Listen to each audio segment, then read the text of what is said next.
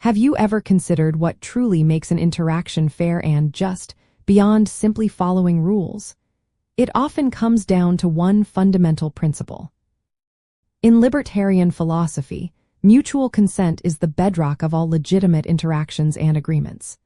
It signifies that every party involved willingly and knowingly agrees to an exchange or action, free from any form of coercion or fraud.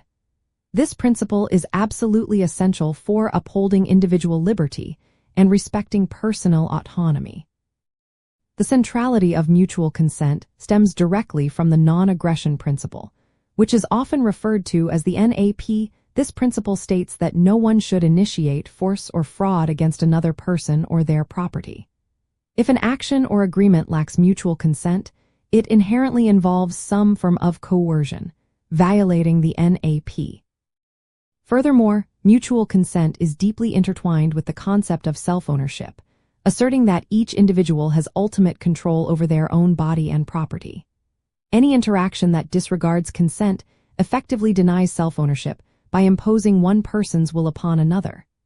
Therefore, from a libertarian perspective, consent is not just a preference, but a necessary condition for any morally permissible action between individuals. It ensures that all exchanges are truly voluntary and beneficial to all involved parties, as perceived by them. Understanding mutual consent means that individuals are free to engage in contracts, trade, and personal relationships, provided that all participants explicitly or implicitly agree to the terms. This applies to economic transactions where goods and services are exchanged voluntarily, as well as to social interactions where personal boundaries are respected. For any agreement to be valid, it must be entered into without duress, deception, or the threat of force. A key distinction in libertarian thought is between explicit consent, which is clearly stated, and implicit consent, which is understood through actions or context.